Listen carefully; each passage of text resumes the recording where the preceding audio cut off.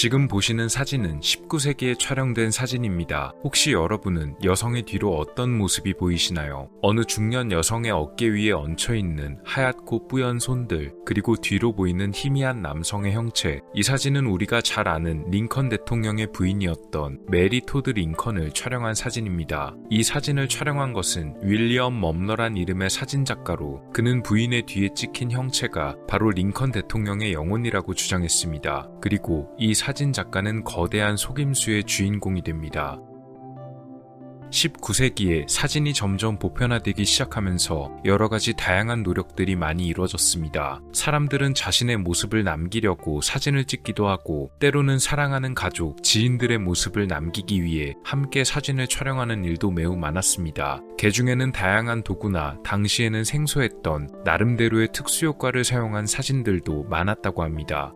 이 중에 특히 눈길을 끌었던 것은 영혼을 담았다는 영혼사진, 이른바 심령사진들의 유행이었는데요. 당시엔 영혼을 불러낸다는 강령술이 유행할 때라 사람들이 영혼에 무척 관심이 많기도 했고, 그에 맞춰 빙의된 영혼을 실제로 보여주는 시도 역시 많았습니다. 그래서 심령사진이 꽤 인기가 많았었고, 이런 심령사진을 전문으로 찍는 사진작가도 있었는데, 그중 가장 유명한 사람 중 하나가 바로 윌리엄 멈러였습니다.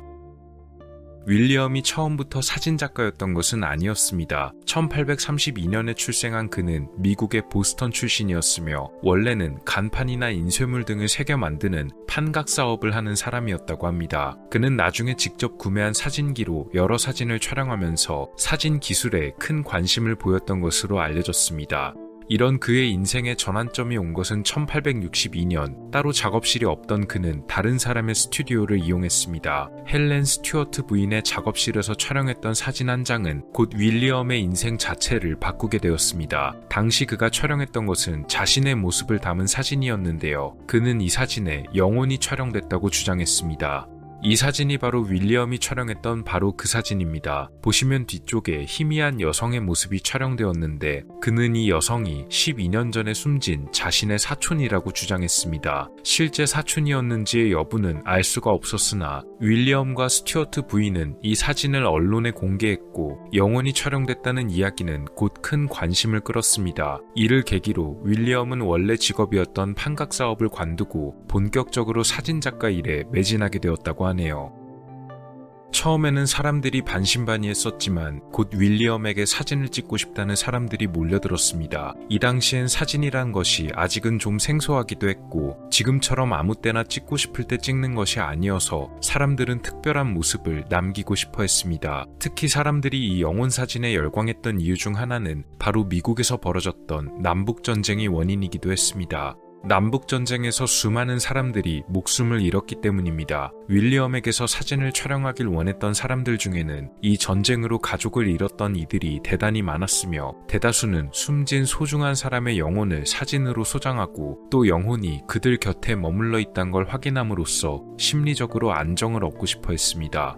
윌리엄은 영혼 사진은 매우 특별한 것이라면서 사진 한 번을 촬영하는데 꽤 비싼 돈을 받았습니다. 일반 사진 작가들이 받는 돈의 10배까지도 받았다고 하는데요. 이렇게 촬영한 사진에 영혼이 제대로 나오지 않으면 사람들은 마음에 들 때까지 촬영했기 때문에 한 번 촬영할 때마다 돈을 꽤 벌어들였다고 전해집니다. 윌리엄의 부인도 그의 성공에 큰 도움을 줬을 것으로 보입니다. 그의 부인이었던 한나 멈러는 영매사였는데요. 이 사진이 바로 한나의 사진으로 알려져 있습니다. 그녀는 남편의 조수로도 활동했습니다. 아마도 영매사였던 한나를 찾아온 사람들 중에도 그녀의 남편 윌리엄이 영혼의 사진을 촬영한다는 얘기를 듣고 그에 혹해서 사진까지 촬영하게 된 이들이 아마도 적지 않았을 것으로도 보입니다. 윌리엄의 이 심령사진 사업은 나날이 번창했습니다. 물론 현대의 시점으로 보자면 그가 촬영한 사진들은 아마도 위조 혹은 조작된 것으로 보이기도 합니다. 하지만 당시에는 사진 기술 등이 그다지 발달하지 않아서 많은 사람들이 그냥 받아들였던 것으로 보입니다.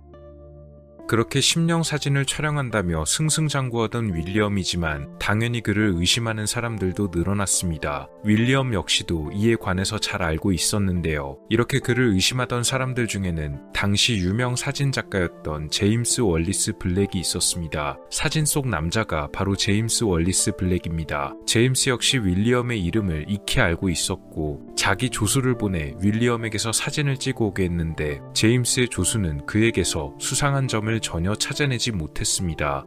결국 제임스 본인이 직접 윌리엄을 찾아갔습니다. 제임스 역시도 윌리엄에게서 사진을 한 장 촬영했는데 그는 직접 현상실까지 따라가서 조작의 증거를 찾으려 했습니다. 실제로 현상된 제임스의 사진에도 영혼 같은 존재가 찍혔지만 촬영부터 현상까지 이르는 그 모든 과정에서 제임스는 윌리엄이 뭔가를 조작했다는 증거는 찾지 못했습니다. 이는 아마도 당시 사진 기술이 그다지 발달하지 않았음과 더불어 원래 판각이나 인쇄물을 만드는 직업에 종사하던 윌리엄이 아마도 자기 나름대로의 노하우를 갖고 있었을 것이며 제임스가 이를 알아채는 게 어려웠기 때문일 가능성이 높습니다.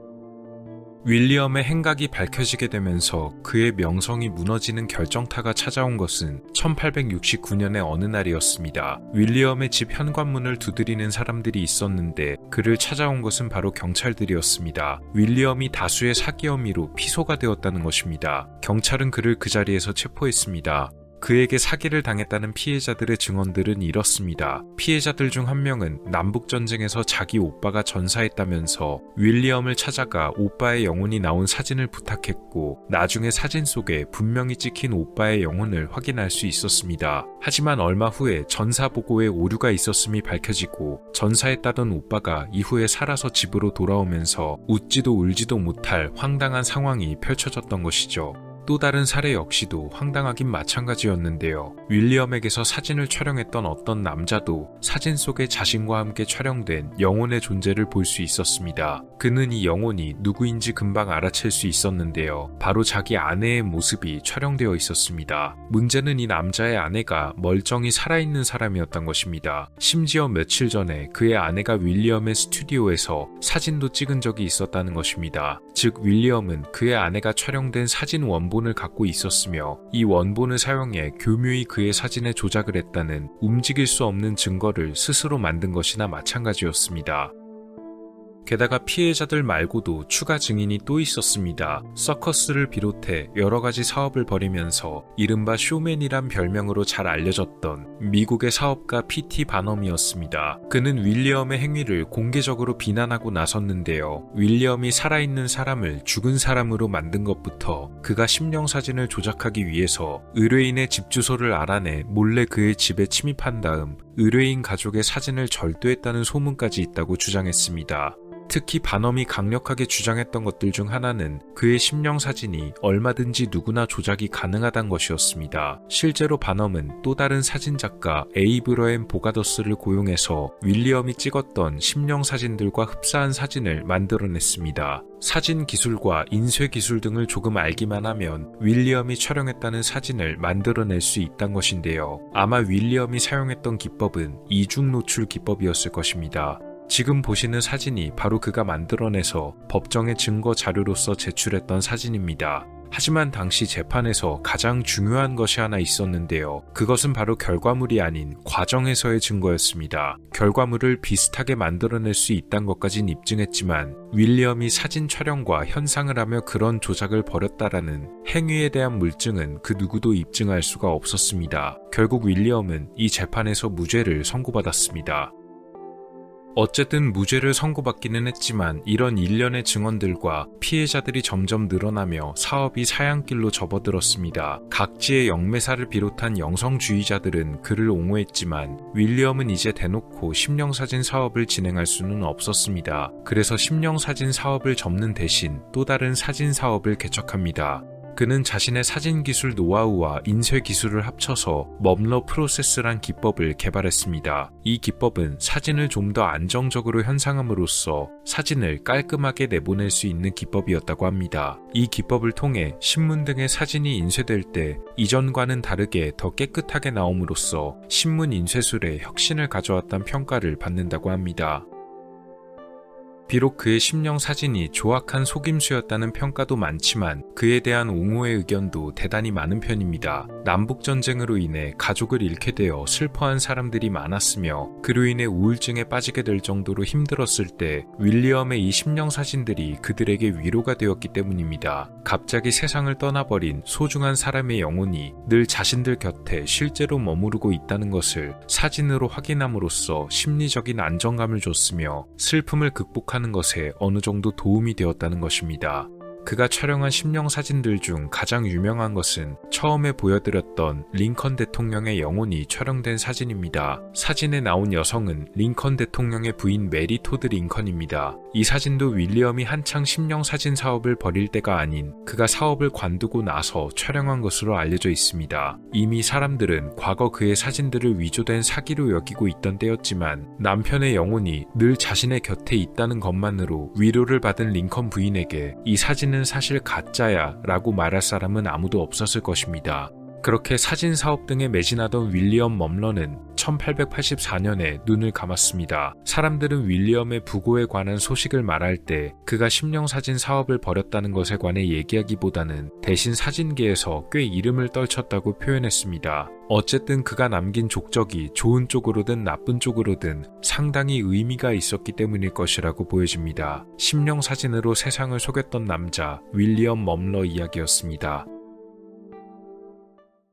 오늘 영상은 어떠셨나요? 다음 시간에도 더 많은 이야기들로 찾아뵙도록 하겠습니다. 미스터리 큐브였습니다. 감사합니다.